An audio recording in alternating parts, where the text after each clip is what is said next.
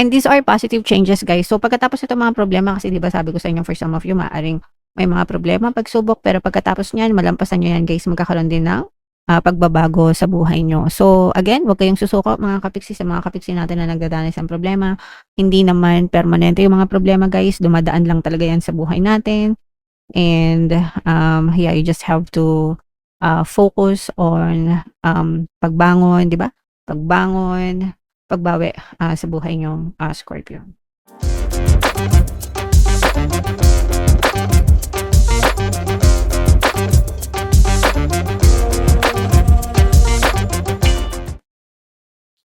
Hello guys, hello Scorpio. Welcome back to Pinay Pixie Tarot. Ang pamagat ng episode natin for tonight is monthly check-in para ngayong July para sa Scorpio, Sun, Moon, Rising sign, and Venus. So, unahin natin tong deck na to.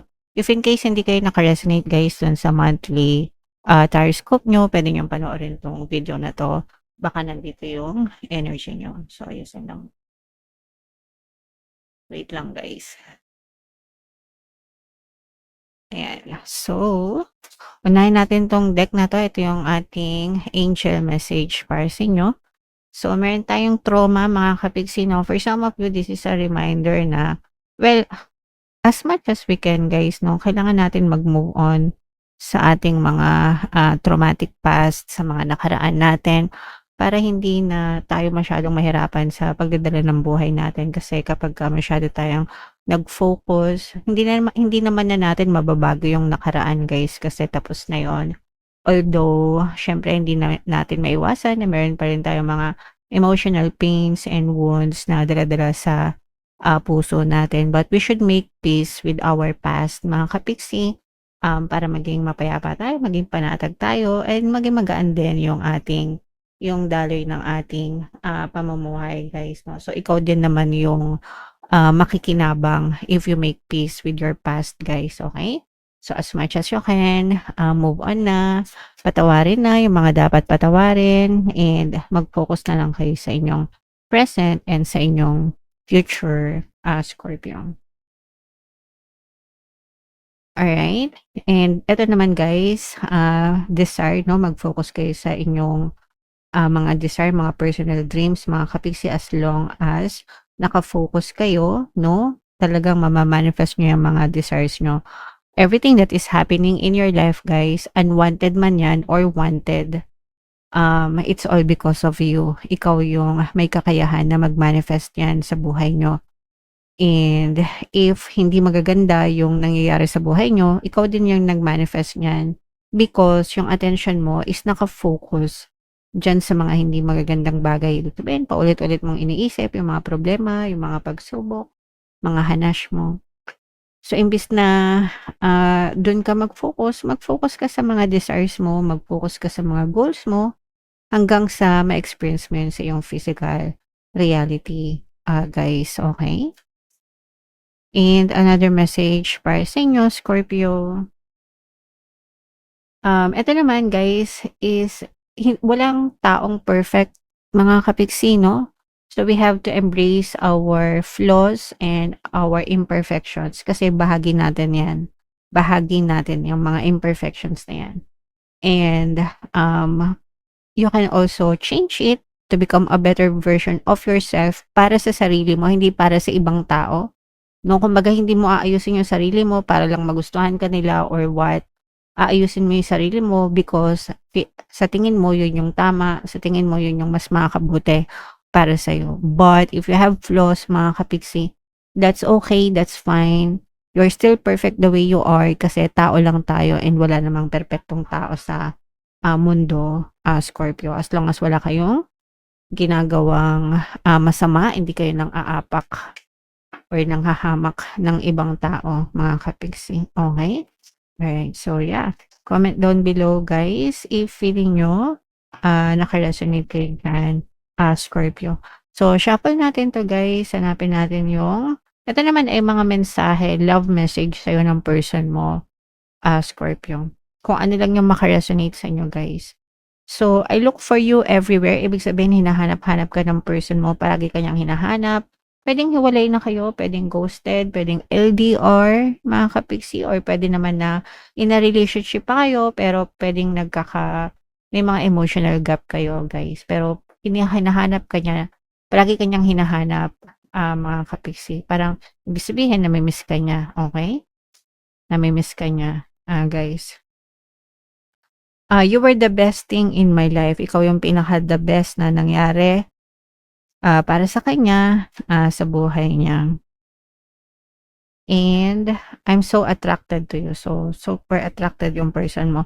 So, puwedeng again 'no, puwedeng hiwalay na, puwedeng hindi mga ka-pixie. Regardless, it will still resonate. So, comment down below if naka-resonate kayo diyan. Hanapin natin Scorpio yung energy niyo. Habang shina-shuffle ko 'to guys, panoorin niyo muna yung video natin regarding sa ating paano mag-manifest ng abundance video course. Kapiksi, sawa ka na ba sa mga struggles at hirap sa buhay mo? Masipag ka ba at masikap sa buhay ngunit hindi ka pa rin umaasenso? Ilang beses ka na bang nag-attempt mag-negosyo at mag-invest pero palagi ka pa rin nalulugi? Sa pagkakataon na ito ay maaaring may subconscious beliefs ka na nagiging balakid sa iyong pag-unlad at pagyaman. Introducing, paano mag-manifest ng abundance video course. Dito ay matututunan mong ma-overcome ang mga balakid mo para tuluyan ka ng umunlad, umasenso, sumagana, maging matagumpay, successful at maswerte sa iyong kabuhayan, pera, trabaho, negosyo, salapi at kaperahan ng bonggang-bongga. Dali, mag-send na ng email sa pinoypixie@gmail.com at simulan na ang iyong pagyaman ngayon. Alright, so sa lahat ng gusto mag-avail ng course guys, meron tayong paano mag-manifest ng abundance video course, paano mawala ang third party at magkaroon ng harmonious na relationship, paano pabalikin si ex or vice versa. Sa mga interesado guys, mag-send lang kayo ng email sa pinoypixie@gmail.com. And sa mga naghahanap ng pampaswerte guys, meron tayong money shaker jar. Ito yun guys, no? Super liit na bote pero super effective, super powerful guys. Kung gusto niyo sumakses, ito yung ating WhatsApp number, chat niyo lang ako dyan guys. So Scorpio, kayo ay represent ng Queen of Cups, kung ano lang yung makaresonate sa inyo. Take that message mga kapixie. So yung first energy natin. Ito guys, medyo may mabigat na problema ang pinagdadaanan yung iba sa inyo. Na parang hindi kayo makapag-isip ng maayos. Feeling nyo ni-knock-out kayo, no? Pag sinabing knockout, di ba? Pag sa boxing knockout, parang pinatumba or parang pinapatumba kayo ng mga problema, pagsubok, challenge sa buhay nyo. So, okay lang yan guys. Minsan talaga may mga panahon na makaka-experience kayo ng ganyan. This too shall pass. Lilipas din ito mga kapiksi. Kakayanin nyo yan. Kaya natin yan. Kaya nyo yan mga kapiksi. Wala namang mga problema na hindi natin kayang lampasan sa buhay natin. Okay? Alright. And ito naman guys, no, for some of you, yung iba naman sa inyo, makakaluwag-luwag din kayo kasi guys, may mga reward na ibibigay din sa inyo si universe. Ito magre-resonate ito doon sa mga kapiksi natin na masisipag, yung hindi nag-give up, yung mga hindi sumusuko sa buhay. And talagang effort, no? Effort, bigay todo, hindi sumusuko, no? And magtatamasa kayo ng mga rewards din. Gantimpala, pag sinabing rewards, gantimpala. From the universe, ibabalik sa'yo ni universe yung mga reward, gantimpala na deserve mo sa buhay nyo, Scorpio. And ito guys ay mga bagong simula. This is more on business or investment na mga simula, mga kapiksi. And parang nagsisimula kayong mag-isip ng mga action, no? Mga plano, mga action na gagawin nyo para magkaroon ng simula or progress dun sa mga bagay na gusto nyong gawin sa buhay nyo. And these are positive changes guys. So pagkatapos ito mga problema, kasi diba sabi ko sa inyo, for some of you maaring may mga problema, pagsubok, pero pagkatapos nyan, malampasan nyo yan guys, magkakaroon din ng pagbabago sa buhay nyo. So again, huwag kayong susuko mga kapiksi, sa mga kapiksi natin na nagdadanas ng problema. Hindi naman permanente yung mga problema guys, dumadaan lang talaga yan sa buhay natin. And you just have to focus on pagbangon, di ba? Pagbangon, pagbawi sa buhay nyo, Scorpio.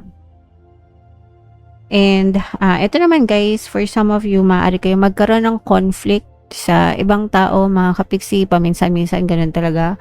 Hindi lahat nakakasundo natin. iwasan niyo na lang na mauwi sa matinding away or sigalot yung mga ganitong issues. 'Pag may conflict kayo, ibig sabihin magkaiba lang talaga kayo ng gusto. Hindi ibig sabihin tama siya, hindi ibig sabihin tama ka. Ibig sabihin magkaiba lang kayo ng gusto, magkaiba kayo ng opinyon. Ganyan, Scorpio. And yeah, so eto guys, yung iba naman sa inyo ay maswerte. You are blessed kasi maraming taong nagmamahal sa inyo, maraming taong sumusuporta sa inyo, sa paligid nyo, guys, no? So you will feel loved. Kahit na may mga problema kayo, guys, parang hindi nyo rin nararamdaman na may problema kayo kasi maraming tao na handang tumulong sa inyo, umaagapay sa inyo. You don't feel alone, Scorpio. And eto guys, no? So, actually, itong pinagdadaanan nyo, nagkakaroon kayo ng mga realization sa isip nyo, no? Na nalalaman nyo or nare-realize nyo kung ano at sino yung mga importante and kung ano at sino yung mga hindi importante sa buhay nyo. So, nagkakaroon ng filter, di ba? And maganda yun kasi nalalaman nyo kung ano at sino yung mga dapat yung pagbuhusan ng energy nyo versus dun sa mga dapat yung alisin sa buhay nyo, guys. Okay? Alright.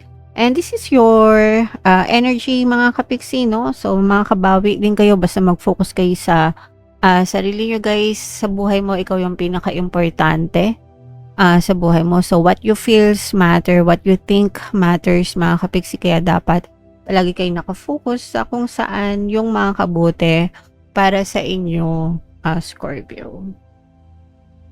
And this is an earth sign energy. Ito guys, yung nangyayari sa buhay nyo, especially kung talaga nagdadanas kayo, parang pinapahumble kayo ni universe. Tinuturuan kayo ng leksyon para mas maging humble kayo. Ibig sabihin, mapagkumbaba. Guys, kaya importante talaga na wag tayo masyadong mapagmataas sa buhay natin. Maging mapagkumbaba tayo. Kasi sa isang iglap, lahat ng meron kayo, pwedeng mawala sa inyo. So, you have to take care of all the things and people na meron kayo. Mga kapiksi, and huwag nyo iti-take for granted yung mga magagandang bagay na nangyayari sa buhay nyo, Scorpio. Okay? Alright. So, yeah. Comment down below if naka-resonate kayo dyan, guys. Bunot lang tayo ng isa pang message for you. Create space for new love. It's okay to love, guys. It is safe for you to love, mga kapiksi, no? And kailangan, para magkaroon ka ng space sa buhay mo, kailangan may mawala yung mga unwanted, yung mga sinasayang nyo lang, no? Sa buhay nyo. So, for example, kunwari sa love, hindi ka maka-move on sa ex mo, no? Matagal na kayong tapos yung ex mo may partner na rin, tapos ikaw na-stuck ka pa rin sa relationship nyo, so hindi mo binibigyan ng space yung puso mo sa love or specific person na karapat-dapat sana sa'yo kasi masyado ka pang attached sa ex mo. So it's time to let go yung mga old na wala na dapat space sa buhay mo para mabigyan ng tamang puwang yung mga tao, bagay, sitwasyon na deserve mo sa buhay mo. Hindi lang sa love, guys, no? This is in general, mga kapiksi. Okay? Alright. So, yeah. Comment down below if naka-resonate kayo dyan. And itong mga magaganda dito, guys, itong mga positive changes na to, itong mga helpful people, guys, no? I-mind nyo na yan sa comment section. And for more tarot readings, ito yung playlist nyo. Ito naman yung ating success stories ng paano mag-manifest ng abundance video course. Panoorin nyo itong video natin, guys, about money shaker jars. Thank you for liking, sharing, and subscribing. See you next time, guys. I love you all. Have a nice day. Bye-bye.